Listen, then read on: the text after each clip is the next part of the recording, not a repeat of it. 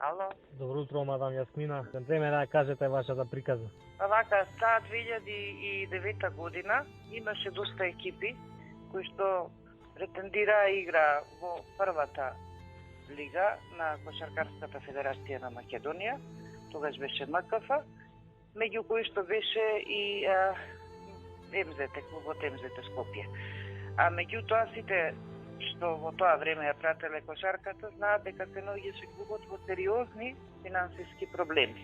Од немање на струја, од немање на средства за да плати играчи, да плати суди и така натаму.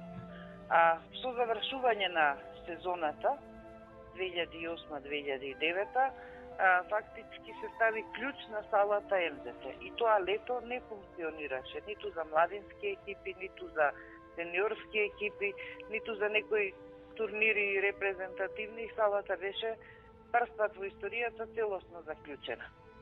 Ние како регистрацијска комисија имавме одреден рок до средина на летото за да се пријават екипи кои што ќе играат наредната сезона. Еден од условите за да се пријави екипа која што ќе игра во наредната сезона беше нормално да го има остварено правото според ранг листата остварена претходната година, да има пријавено минимум тројца играчи, да со пријавата да има доказ дека тројца играчи ги има на располагање, а за сите останати си важеа преодните рокови кои што беа некако до крајот на август-септември.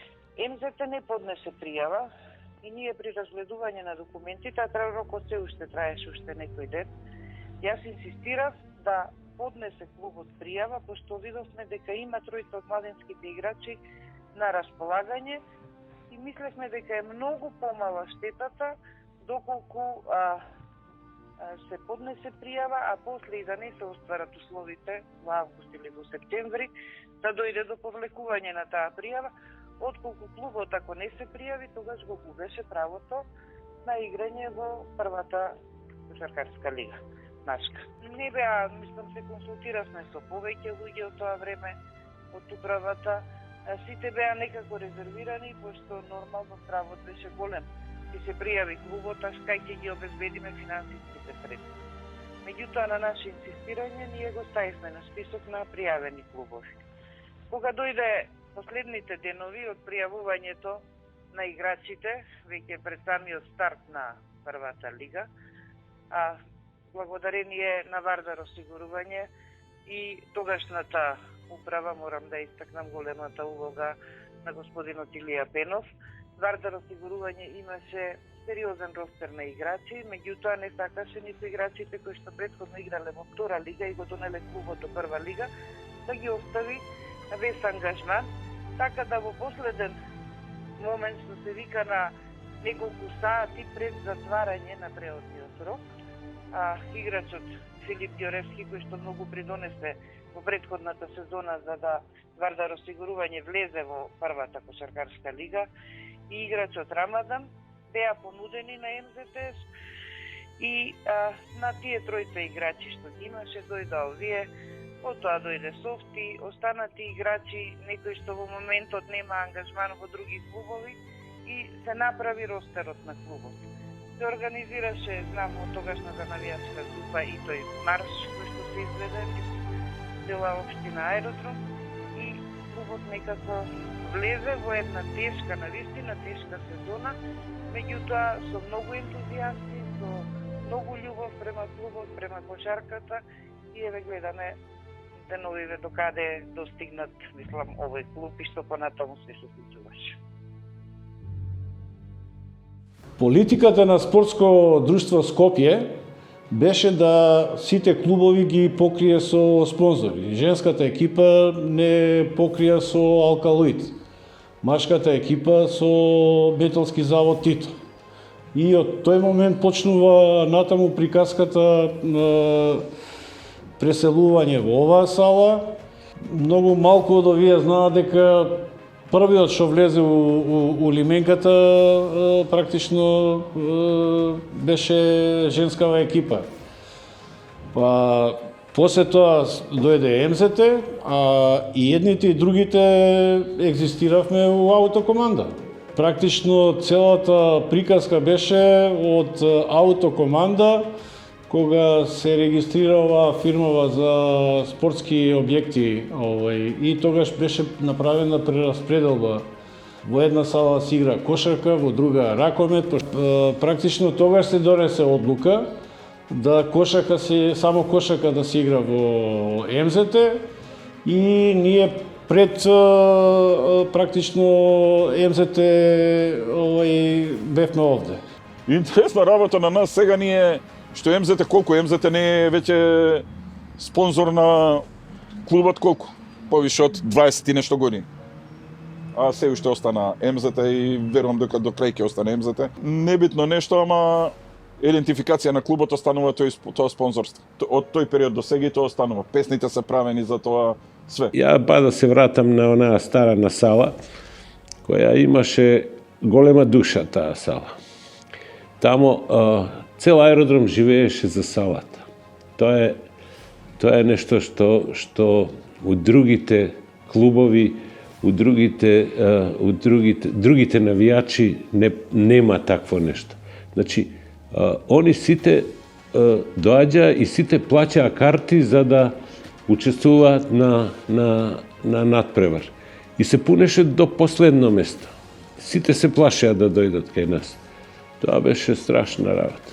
Успевавме да се справуваме, а навијачите не сакаа, го сакаа клубот, не сакаа, сите се сакавме меѓусобно, али они го сакаа клубот, они сакаа да доаѓаат тука. Овие сега што се возрастниве навијачи, они тога беа многу млади, тога имаа по 18-19 години. И беа многу ентузијасти. Па се правева шалови, па се правева дресови, па се правеше свашта. И они не пропуштаа ни една утакмица, дури и на најслабите утакмици беше пуна салата. Што више, како иде времево, како гледам, сега добро, со коронава е малко поспецифично, тога и немаше место у сала. Вистина беше помала салата, ама сега и они не правева инциденти, они правева вербални инциденти.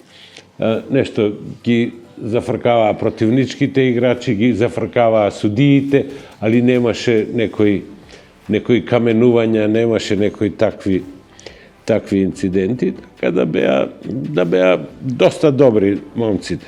Тогаш наоѓавме разни начини да го финансираме клубот, да ги покриеме трошоците. Ја како член на управата бев задолжен да ги покривам трошоците од јавните предпријатија во Скопје, бев председател на Советот на град Скопје, преку комисијата за спорт. Изнаоѓавме средства се покријат овие трошоци како вода, понатаму патувањата на играчите со ЈСП Турс. Многу беше тешко, меѓутоа сепак издржа клубот и во такви тешки времиња да ги помине тие времиња, после се стабилизира, се вклучи и општината, така да почна да се изнаоѓаат и други извори на средства. Па добро, како и секој, нели, кошаркар, така и јас многу рано почнавме со занимање, прва школски денови оде по школите, па после и малку по-професионално. Љубовта према кошарката и насочувањето према кошарката највеќе се дължи ради тоа што потекнувам тука од аеродром, близко до салата МЗТ, и љубовта према овој спорт ме натера да се насочам према кошарката. Иначе реално во тие години подобро сум играл фудбал. После, нели, средното образование продолжуваме на градежниот факултет, каде што се собира репрезентација на Македонија во Софија. И тогашниот тренер, Таки, од правниот факултет, вика како може, од каде ова дете испадна од градежен факултет да игра кошарка. Како може градежник да дојде да биде репрезентативец на Македонија.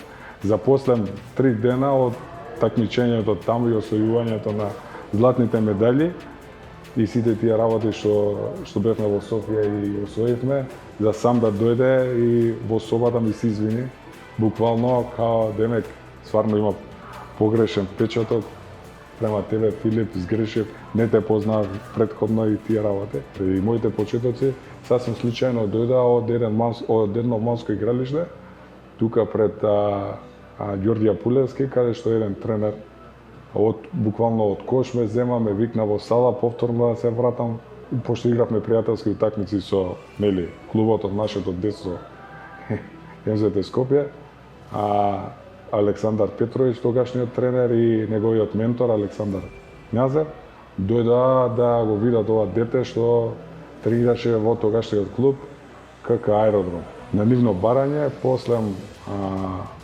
за многу кратко време, неполни 2 месеци, се префрлив да тренирам во МЗТ, каде што и за исто така многу кратко време влегов и во сениорскиот погон на клубот, каде што со некои неполни 16 години, како во младински категории, така и во настапував и во сениорскиот погон, каде што беа искусните Ѓорѓи Књазев, Ѓорđe Војновиќ, легендарниот Африка, Домле и ред други клубски легенди, кај што беше Ѓорѓи Талевски, каде што понатака и во најтешките денови од клубот се најдовме заедно ретките да помогнеме и да излеземе во пресод по тие тешки денови. Се започна 2008-2009 година. Боби Митев беше мој чест гостин во билјард клубот и таа година дојдоа практично заедно со Панковски, со сега нека ми прости, заборавив кој беше од Фемили, од навивачката група, да ме замолат да воспоставиме контакт со градоначалникот новиот на Аеродром, Ивица Коневски, што малку збунувачки делуваше за мене, со оглед дека јас немав директни контакти со него. Тогашниот дечко, сегашен сопруг на Инес Коларич, го имаше контактот со Ивица Коневски, па го замолив да направиме првична средба. Во тој момент практично бев само посредник да се оствари таа средба и ја остваривме таа средба. Барање на Боби Митев, затоа што нормално дечкото сакаше да знае што ќе се случува натаму со МЗТ, затоа што целиот управен одбор тогашен се повлекоа од МЗТ и МЗТ беше оставен на што сте видели на улица. Така да тој прв контакт со Ивица Коневски на кој што ја присуствував, Ивица Коневски беше ветено, во моментов не можам да ви одговорам што, меѓутоа ќе имате мојата поддршка. Кога дојде, уште еднаш ќе напоменам, значи дојде 2009 кулминираше економската криза во клубот, дојде малтене до гаснење. Навијачите во тоа време имаа марш за спас на клубот. На тој марш се појавивме јас и во тоа време мојот помошник, за жал, покојниот Анте Дуковски. Се појавивме на тој марш со идеја, заедно со навијачите и контакти во тоа време со водечките луѓе на општина Аеродром, конкретно во тоа време со градоначалникот Ивица Коневски, во разговор да клубот се спаси и да се настави една традиција на кошарка. Знаеме колку МЗТ значеше не само во македонски гранки и во југословенски гранки, пошто он беше стандарден член и на Југословенската лига и посебно долго години во таа прва Б лига во Југославија, која беше многу квалитетна надпреварување. Што после тоа периодот, значи тоа беше негде мај месец, што се случуваше заради моите обврски со репрезентацијата женска на Македонија и завршувањето на ангажманот во Грчка, практично со тоа и ја заврши својата тренерска кариера. И сакав да се повлечам од спортот, веќе да се одморам и да си посветам на она што е основен бизнис од кој што екзистираше фамилијата моја. Меѓутоа, поновната средба, и морам да споменам, беше со Ацо Петровиќ и покојниот Анте Дуковски на паркингот пред нашата ливенка, кога ме замолија да се вклучам во тимот за спас на МЗТ. Се приклучив 3-4 дена покасно, затоа што бев поканет на свадба на мојот помошник тренер во Грчка, и веднаш по враќањето нас не се приклучи и кум, односно Темелковски, кој што имаше кафич во кисела вода. Тога и се појави Петровиќ. Никој нечеше да се нафати дека немаше пари више. И никој нечеше. И он дојде и тога и тргна причата. И причата ја причавме многу ружно. Нема зимно време, нема грејење, нема вода, нема струја, нема ова, нема она, има, нема, све тоа беше. Првите 2-3 години па нешто остана од тие пари, ама после тоа више немаше ништо. До 2009 отприлике немаше никакви пари у клубот. Ние идевме така ентузијастички и сите као ентузијасти, а он многу добро направи со тогашните играчи, им рече дека е подобро да доаѓаат тука по еден тренинг да прават дневно, место да идат у теретана и да губат време и да вака да играат кошарка. Искуството кое што го имав стекнато во работењето со женскиот клуб, затоа што таму практично јас покрај тренерската обврска ги работев и оние останати технички работи, од регистрација на играчи до бркање на спонзори и така натаму. Тоа ми помогна практично да контактите кои што ги имав со одредени спонзори во женската кошарка, успеавме некако да ни ускочат. Прво и основно ни беше проблемот на превозот до надпреварите. Втората работа што мора да се спомене во оваа ситуација, огромна помош добивме практично од Фемили, кој што уште од првиот момент одредена група од Фемили беше активирана во организација на делот на навивањето, меѓутоа од друга страна и голема помош во посредување на салата да обезбедиме услови.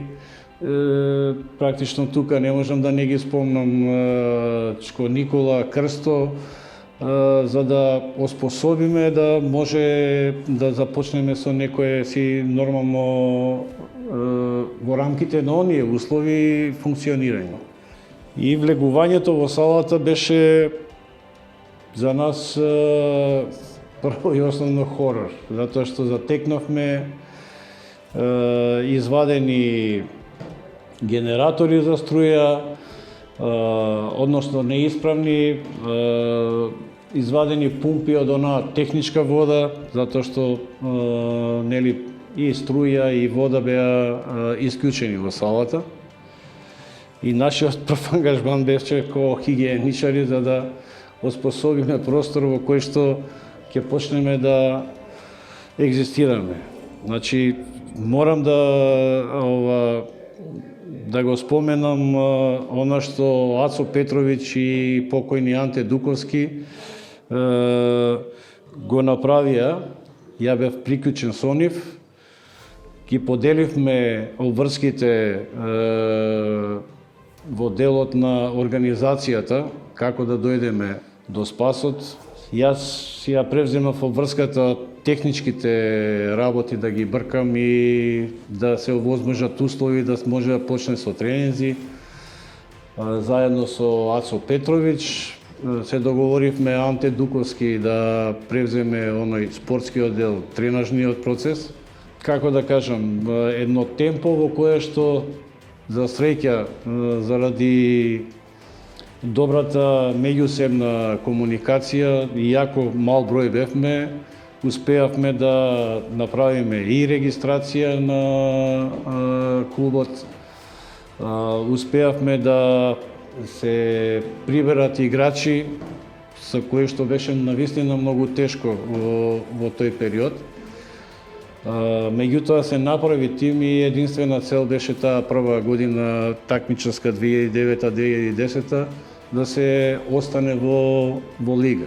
Наидовме на огромни долгови направени кон дистрибуција, кон јавното предпријатие за стопанисување со спортски објекти, со водовод и сето тоа на некој начин степ бај степ ги следувавме тие работи.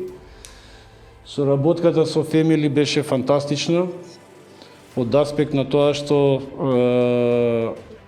голема помош беше договорот да сите навивачи си купуваат влезници, кои што практично после секој наптор заедно ги констатиравме приходите од влезниците, одреден процент одвојувавме за активностите на Фемили, а остатокот на тие средства ни беа од огромна помош, зборам за првата година, да практично екзистираме.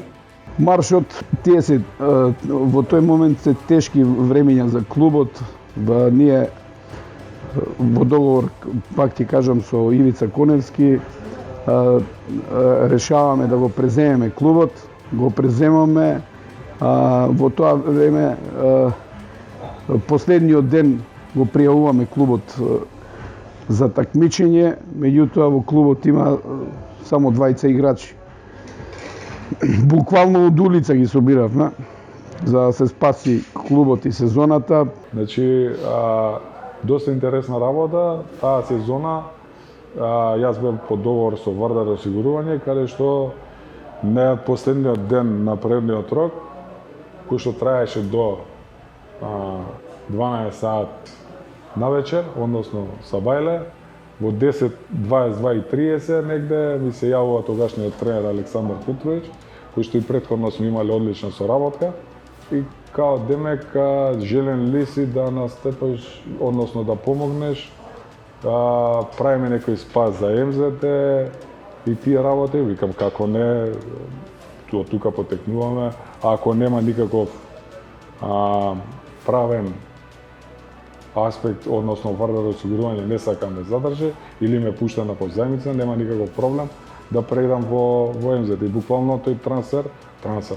него таа позајмица ја завршуваме во 15:12, кај што добива моја согласност одма од старт да си предам јас, односно да се вратам буквално во матичниот клуб и односно клубот од нашето детство МЗТ Скопје, каде што тогашниот ростер на играчи и сите тие работи беше на многу ниско ниво, меѓутоа врзувавме крај со крај. Тогаш искусен играч беше само Ѓорги Талевски и другото беа све некои си и јас, нели нормално, некои недокажани деца, млади деца кои што требаше да се афирмираат во сениорската кошарка и во тогашниот МЗТ Скопје. Сезоната почна како што почна, крпеници, тешка, без парица, најави многу, дека секој ден ќе биде подобро, меѓутоа желбата беше кај нас сите голема, немаше откажување, буквално со армијата од навивачи Фемили, покрај сите проблеми што се имаше и сите тоа, немаше буквално последниот атом од силите се даваше на секој надпревар.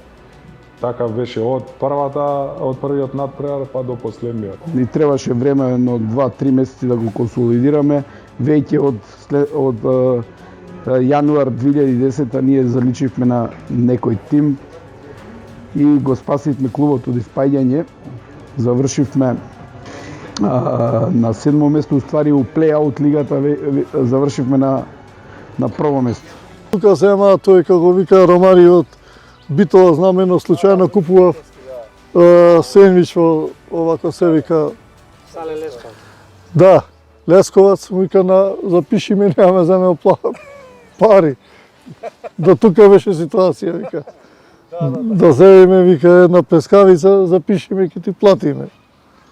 И тие моменти беа за жал присутни, мислам, не беа популарни, ама во тоа време гледавме начини, ако споминале, например, 5-6 години по закон да се отпишат, така правиш некој. Во текот на сезоната ќе се стигнеше, буквално имавме интересни дискусии со стручниот штаб, каде што, ете така, од нигде никаде ќе се дојдеше до некое обезбедување на некои средства, кои што они, за да не задоволат нас, постојните играчи, ние тие средства сме ги одбивале, се со цел да може да се земе некој плюс играч, кој што ќе се додаде во тогашниот ростер, кој што реално и генерално беше составен од млади пилци, некои, односно млади играчи, недокажани.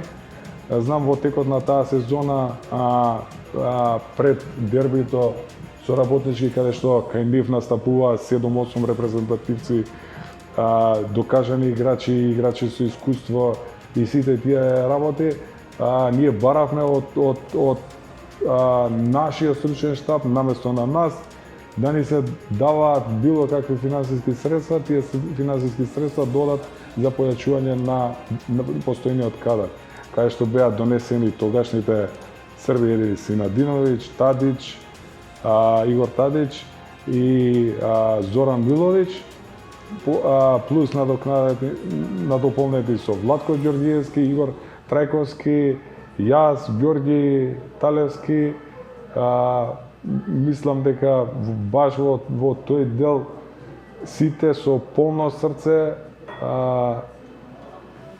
игравме и дававме максимум, се со цел да го спасиме клубот од испаѓање и преселување во втор ранг, кај што реално МЗТ никогаш не заслужувал да биде и според име, бренд и сите тие работи, а понатака и ради навивачите. Сезоната беше исклучително тешка во градски парк против лутиот ривал Работнички, каде што потенцирам дека они беа осумни кои си репрезентативци, се искусни играчи. Ние бевме составени, каде што изгубивме 25 разлика, меѓутоа имавме желба за докажување, за такмичење до последен атом. Декември месец се дешава возвратен био, каде што ние малку појачани со тројца странци,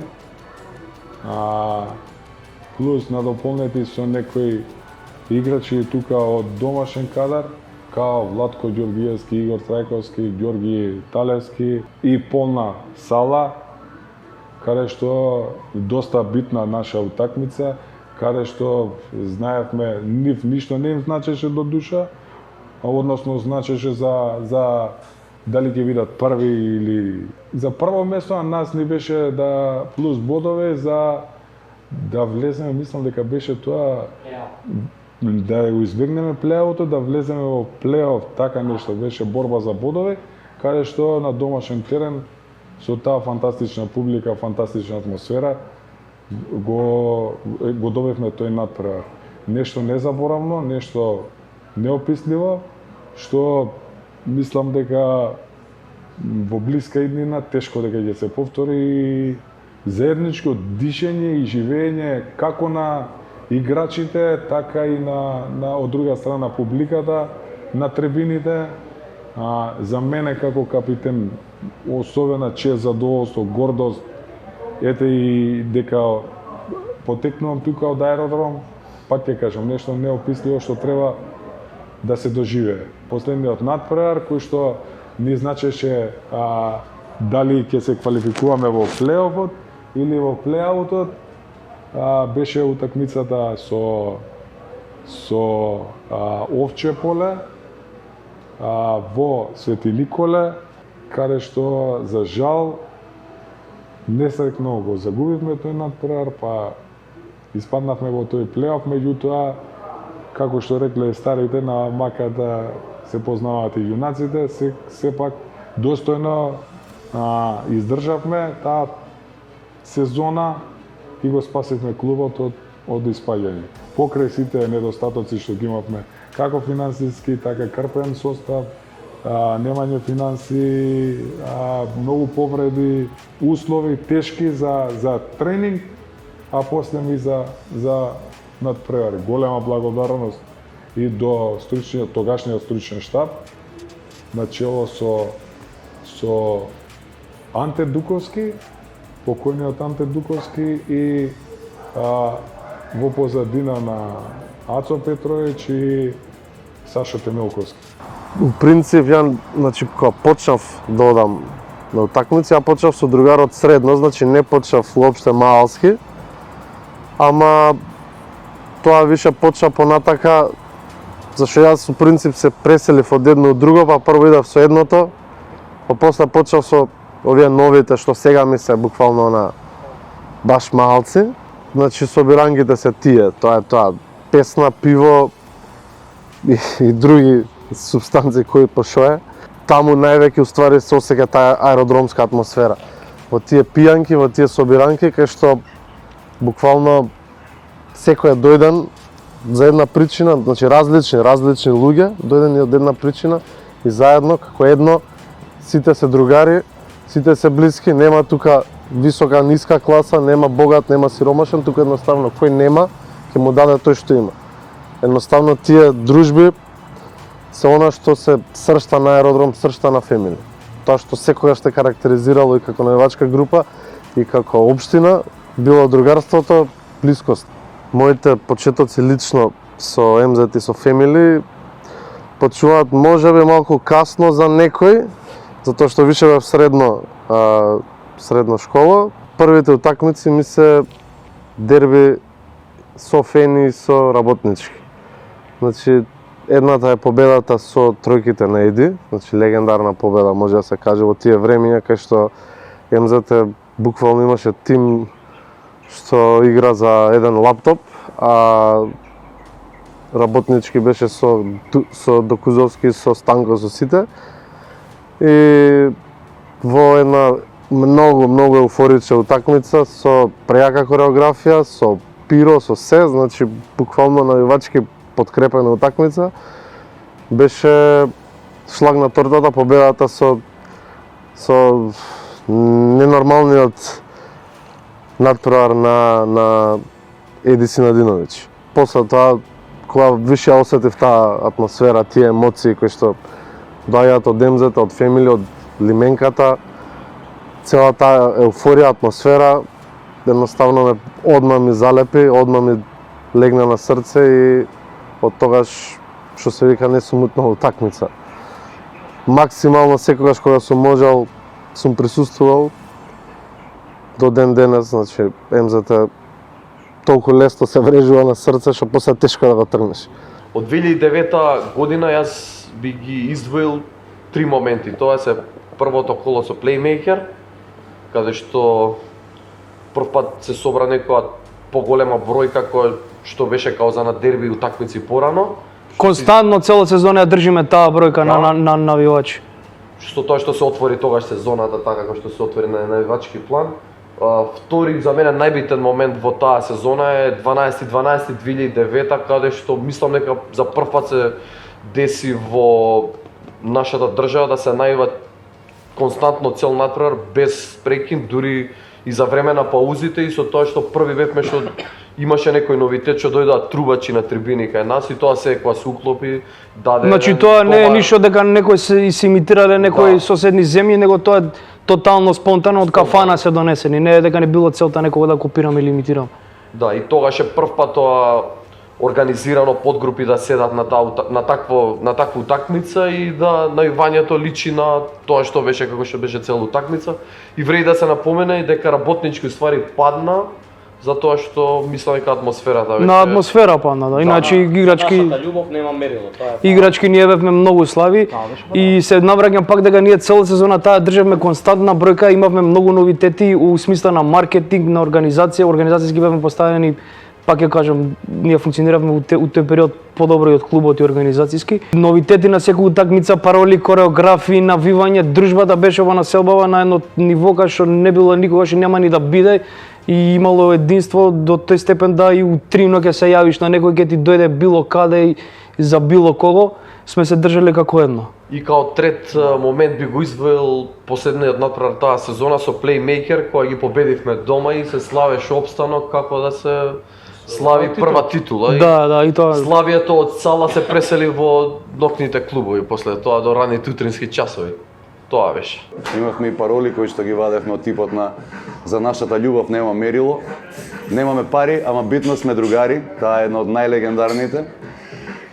И така во старата лименка, каде што нашиот клуб ги допри најголемите височини, а исто така го допри и дното, во моментите кога немавме струја, немавме вода во салата, онаа легендарна сезона 2009 година, со Софти, со Фичо Ѓоревски, со Тадич, со Владче Ѓоргиевски, Синко, кои беа Еди Синадиновиќ, тие некако случајно се појавија во текот на сезоната. Имавме само 2 победи, мислам, пред онаа легендарна утакмица со Работнички 12-2009.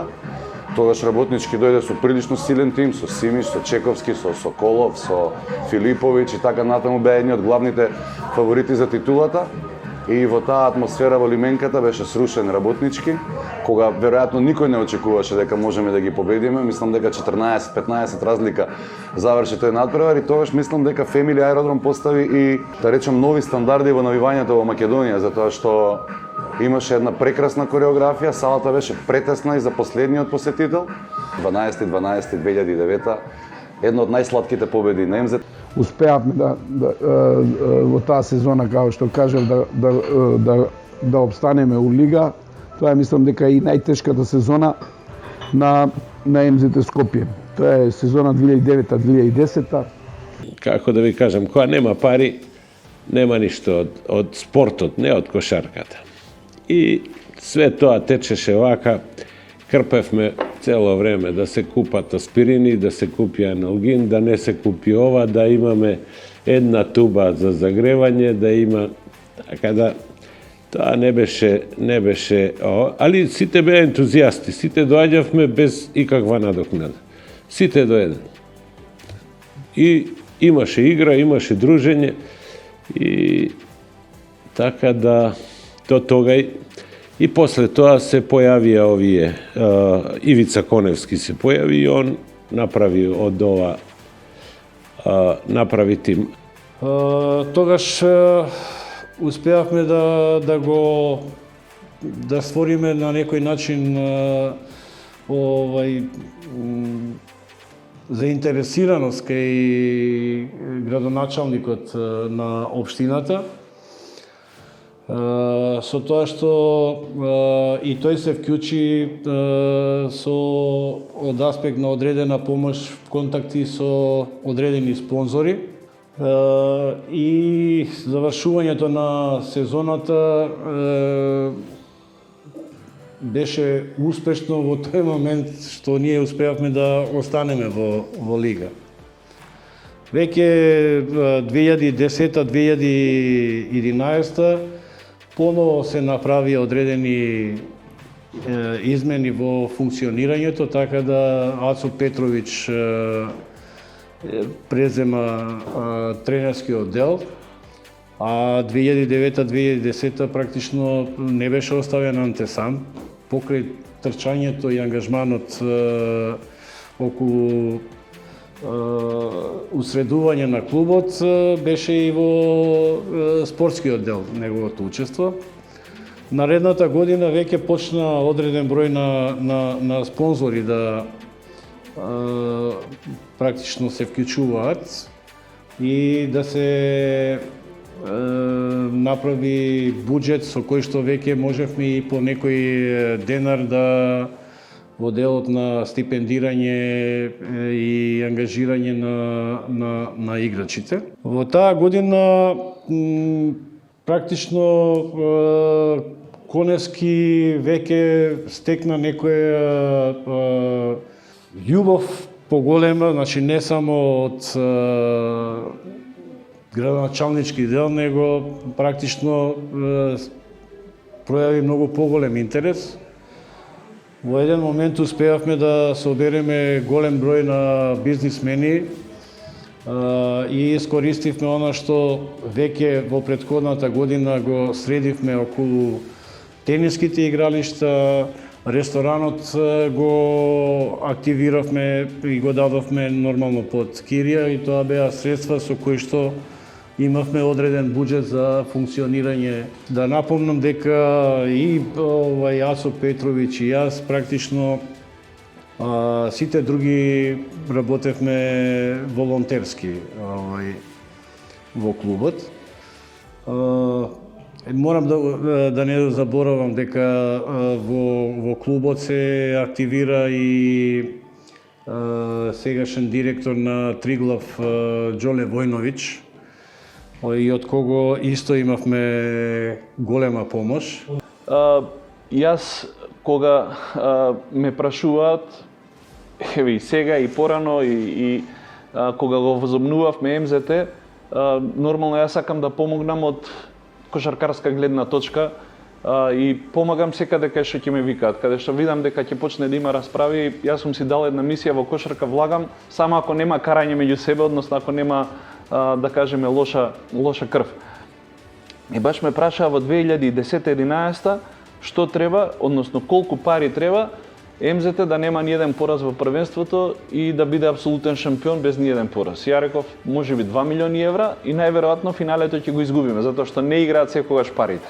Значи, да, ние е потребно да го имаме квалитетот, но потребна е една целосна организација во клубот, за да тоа ефектуира не со метеорски успех во една година и после тоа да не нема нигде, него да тоа постепено се гради низ години, како што се изгради и МЗТ сега дојде на едно ниво каде што неколку години поред беше шампион, па еднаш не беше, но сепак еве се повторува таа, да кажеме, веќе традиција во последниве 10 години, кај што МЗТ е апсолутно број еден фаворит за освојување на титула.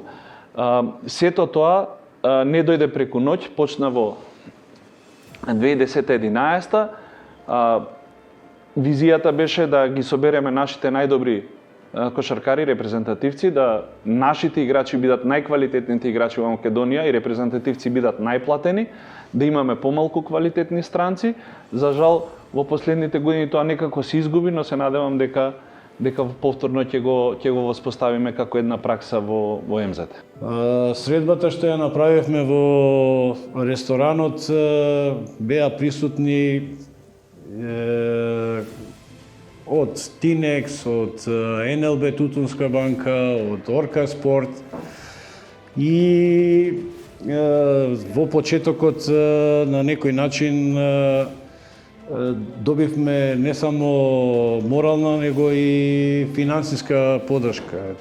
Беше една мала шега, паркираните возила пред ресторанот, велевме само едно возило од тие ќе биде доволно за еден годишен буџет на клубот. Во тие моменти од Орка практично директорот Сашо Босилков беше вклучен во управниот одбор како би можеле да го ослободиме Ацо Петровиќ да има ангажмани само во делот спортскиот дел. И така почна тие соработки, се направи солиден тим.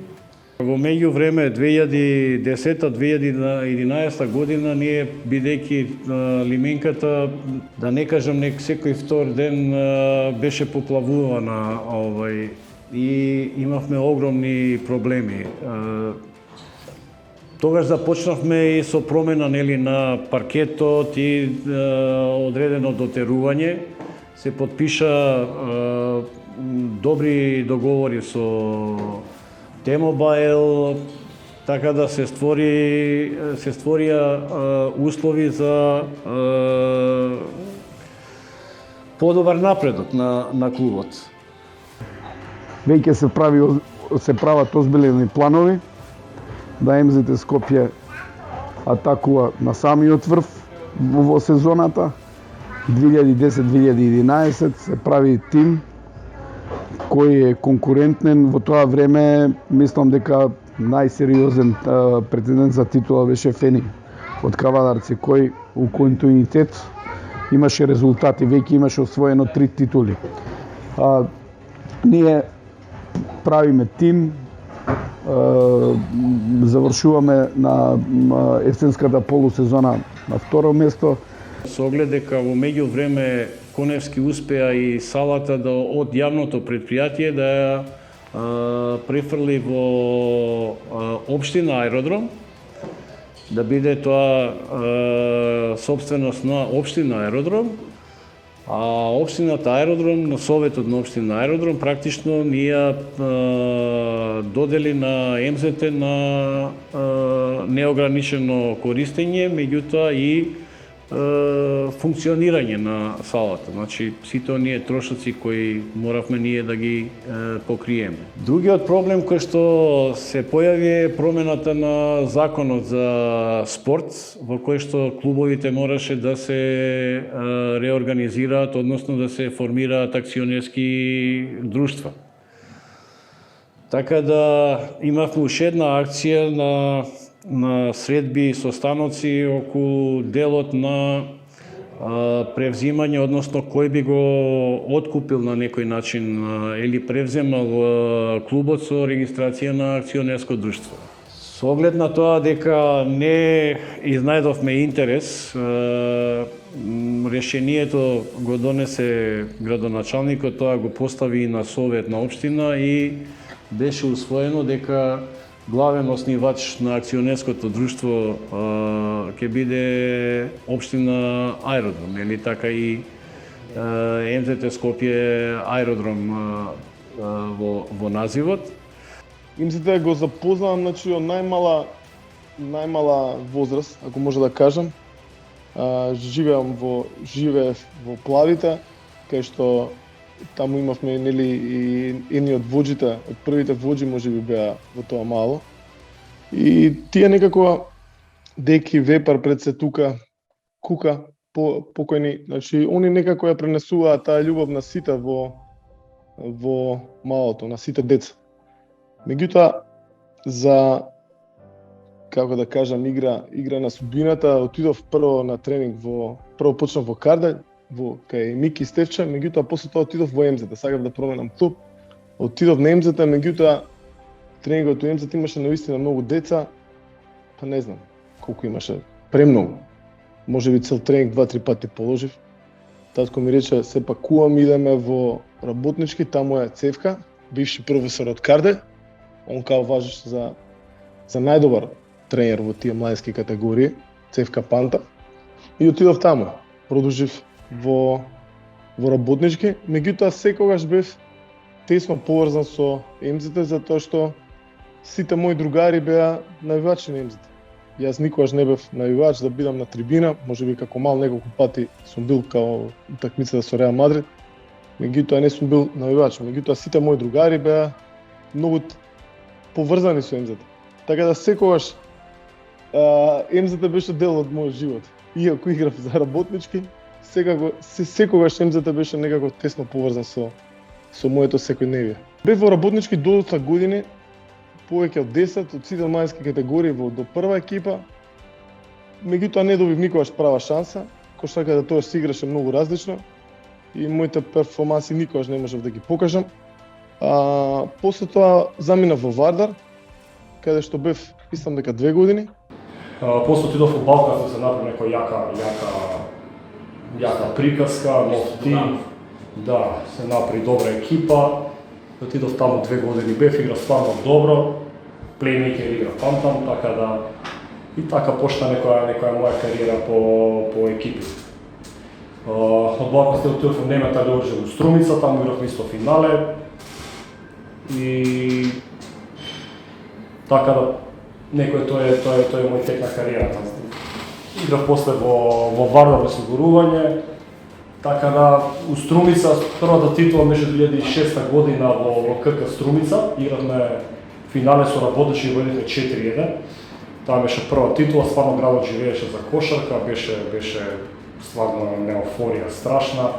Уште ден денес се памти, ми пишуваат навијачи за таа година 2007 извини беше. И стварно беа тие прекрасни моменти. Така да после играјќи Вардар осигурување, заврши сезоната, МЗТ направи спас за МЗТ. Таа година се спаси МЗТ, навијачите стварно го направија, потекла еден потек заедно со Александар Петрович и со Анте Дуковски, покојниот, Бог да го прости. Се спаси МЗТ и така да наредната година доаѓам во МЗТ Скопје. Тие може беа златни времења од навијачки аспект, се направија првите дерби надпревари во Борис Трајковски. Беше стварно пуна сала, прекрасно за играње. Ги одиграв тие два добри дерби надпревари таму, стварно имам уште ден денес ќе ми текне на мојата кариера, се присеќам на тоа. Стварно беше страшна еуфорија во аеродром.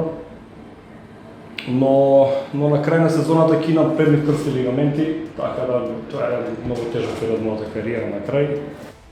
И едно лето 2010 година добив повик од Ацо Петрович да ме земе. Ми кажа дека ќе прави МЗТ пред се аеродромска екипа.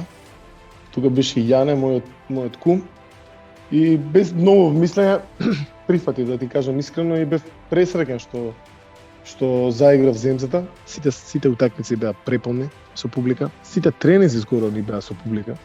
Бев пресреќен што тугарите што ги знам цел живот, што навиваат и знам колку го сакаат клубот, имав шанса да се борам за она што го сакаат. Значи, навистина ми беше многу драго. Мислам дека имавме тогаш една одлична екипа, многу борбена. За мене беше интересно многу, затоа што можеби за прв пат се почувствував како играч. Нашата публика навистина ценеше. И поготоа ако си борбен, ако си пожртвуван, навистина знаеа да ценат. Нема никогаш да заборавам полуфиналето со Работнички, кога изгубивме дома, направивме 2-0, 2-2, па изгубивме дома. И публиката после утакмица не знам уште колку време не поздравуваше, повеќе можеби од еден час. Тоа беше навистина неверојатни цени. И мислам дека ќе остане врежено длабоко до мене во моето секавање до крај на живот. Тоа можам да кажам за тоа време како играч. Значи мене најбитна победа, значи зборам мене, што воопшто не е битна победа, ми беше првото дерби во Борис Трајковски со Работнички. 64-62, не знам како заврши, така еден по еден разлика за нас. Ама тогаш веќе почувствав дека можеме да имаме титулата. Таа година не веќе од наредната и почнува доминацијата на МЗТ, ама тогаш веќе го чувствуваш моментот дека може да го имаме тоа. 2011, да? Легендарни надпревари имало многу, стотици. Би можел да издвојам неколку, особено првите надпревари во Борис Трајковски кога почна да се играат, кога градот беше буквално поделен на пола. Едно дерби кое што веројатно луѓето се сомневаа дека може да се наполни салата, меѓутоа скопјани покажаа дека љубовта кон тие два големи клуба од Скопје е голема. И сите оние инциденти и тепачки на почетокот, веројатно недоволната организација од страна на надлежните доведе до еден таков интересен хаос на тој надпревар кој што за жал резултираше со победа на ривалот.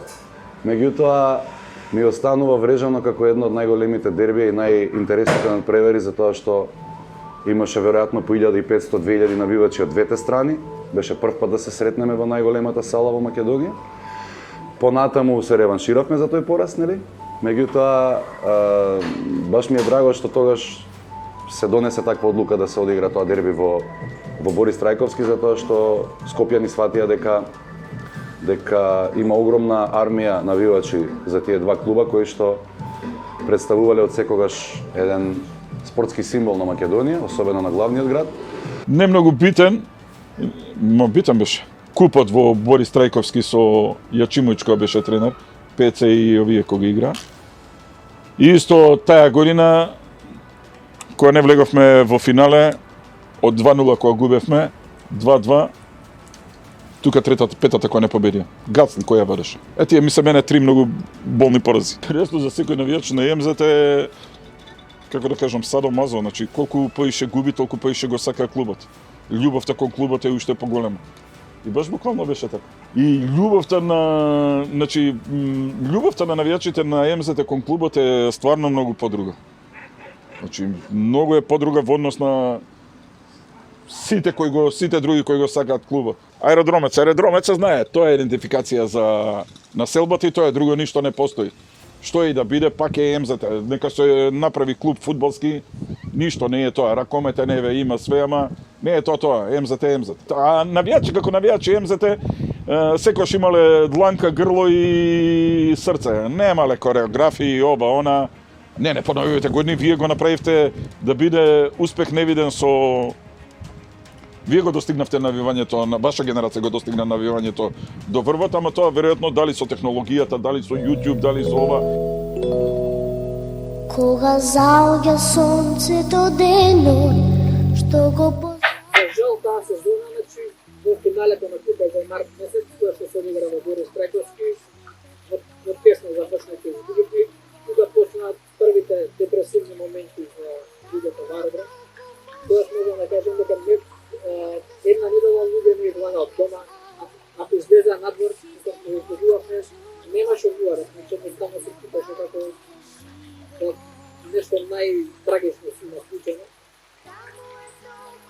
Но лека по лека како одминуваше време, тоа следеше фаза на Суперлига и плейофи, тоа неколку победи во серија ни дадоа надеж дека може да во плейоф сериите ќе имаме поголема среќа.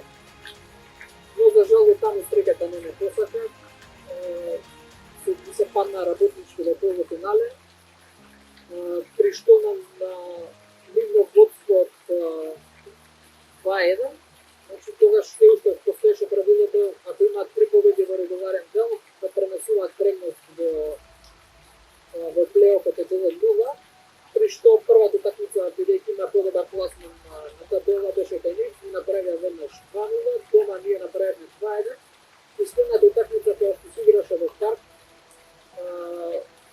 DJ Лунгуј направи масакар на терен, даде многу поени и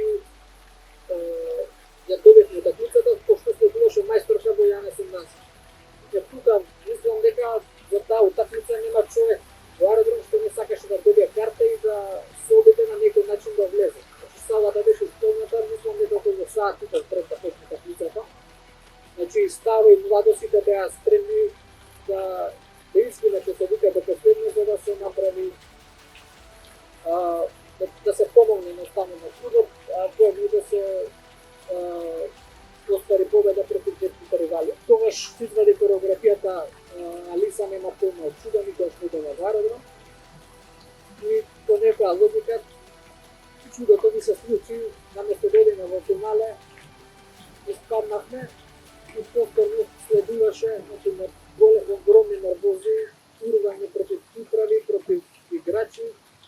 Во тие моменти, значи, типично аеродромско однесување, значи кога нешто не оди, си да се кривим, и што би рекле, голем дел од играчите, тешко е да играш против ЕМЗ-та, но уште потешко да играш земјата, затоа што притисокот е преголем, очекувањата се секојаш на високо ниво, и едноставно кој не може да се носи со тој притисок, многу лесно, кукај не може да тоа да го поднесе.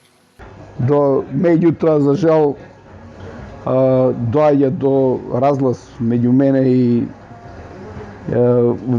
и управата, меѓу размислувањето околу формирање на тимот, околу менување на играчи, околу менување на играчи, донесување на појачања со кои ја не се слагам, се ствара некоја атмосфера непотребно и го напуштам ЕМЗ-те, мислам дека беше 2011 година, негде март, пред купот. У куп сме у полуфинале, во тоа време е тоа тажна прича меѓу мене и МЗТ. Буквално ние го донесовме тимот, си отидов со 2 порази и 15 победи. Бе второ место, се направи некоја атмосфера непријатна, секако за мене тажна и некако ми остава некоја црна дамка во нашиот однос. Тоа проаѓа, целта беше у тоа време, целта беше тогаш ги почнавме и преговорите и со АБА лига. Тоа резултираше на крајот и со добри резултати, со стабилизација на клубот, мислам дека сега МЗТ е еден од нашите најдобро организирани, ако не и најдобро организиран клуб, со феноменални услови, со светски услови за работа, што и самото покажува со резултатите у последните години, со 7 врзани титули, со единствен представник у АБА лига 3-4 сезони. Меѓутоа, ние 2011 сезона го напуштаме клубот, од ја и Анте Дуковски се повлекуваме во тоа време. Останува само како директор, технички директор Видоја Секуловски, кој заедно дојде со нас во тоа време у клубот. И тоа е, другото е, мислам, све останува една историја убава за мене, како што кажав, тоа е 11 сезони, не се малци, не е еден дел од мојот живот го поминав во таа лименка и ми останува голема и убава успомена. Па добро, ја имам другачие видување на ситуацијата денеска за МЗТ, да. МЗТ моментално е наш најдобар тим. Мислам дека премногу странци се доведуваат, дека концептот со задржување на овие домашни играчи и донесување на уште некој домашен играч би бил добар, да биде костурот на репрезентацијата во нашиот најквалитетен тим во ова време МЗТ Скопје. Мислам дека треба натаму да ја гледат работата. Истите резултати ќе се постигнат сигурно. Премногу странци се 5-6 странци премногу. Мислам дека МЗТ со костурот на репрезентацијата и со 2-3 добри, квалитетни странски засилувања би бил правиот МЗТ. Меѓутоа и овака гледано местото не му е сигурно у АБА 2 лига. Конечно треба да се врати у АБА лига и да имаме еден представник, Македонија да има представник у АБА 1 лига, у најквалитетното такмичење на просториите на бивша Југославија. Мислам дека треба поише да се посвети внимание на домашните играчи. Премногу странци, пак ќе потенцирам, не само во МЗТ, него и конкретно во сите наши екипи. Треба нашите деца, не знам зашто поголемо внимание не ни се обрнува, тоа е веројатно концепт и на клубовите и на тренерите. Веројатно сигурно дека во МЗТ има голем притисок на тренерите за резултат, се знае. Во ова време МЗТ ако не е првак, тоа е неуспех и нормално дека представува голем притисок за работа, посебно на тренери како Ѓорѓи Кочов и кои се млади и амбициозни, имаат голем притисок, веројатно и тоа остава сигурно трак за подобри резултати. Сигурно тука потешко доаѓа до израз на младите играчи да добијат шанса. Меѓутоа, горе долу концептот е тој. Они имаат 5-6 играчи кои се костур на македонска репрезентација. Мислам дека треба уште некој играч да земат и да го спроведат тоа во пракса, да бидат еден бренд и да бидат главен бренд за развивање на наши најдобри играчи. Јас во МЗТ поминав 11 години, од тоа 9 сезони како прв тренер. Би напоменал уште да не беше МЗТ, сигурно дека ја немаше да бидам овој денешниот Ацо Петровиќ во македонската кошарка. МЗТ е дел од мене и останува дел од мене.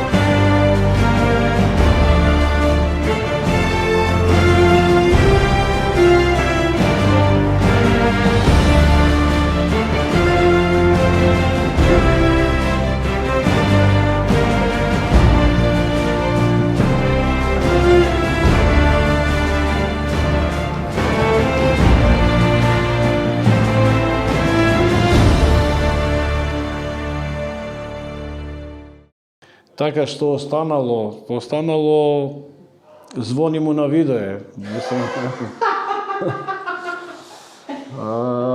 И ден денеска мислам тоа го поновуваме, се шегуваме и така натаму.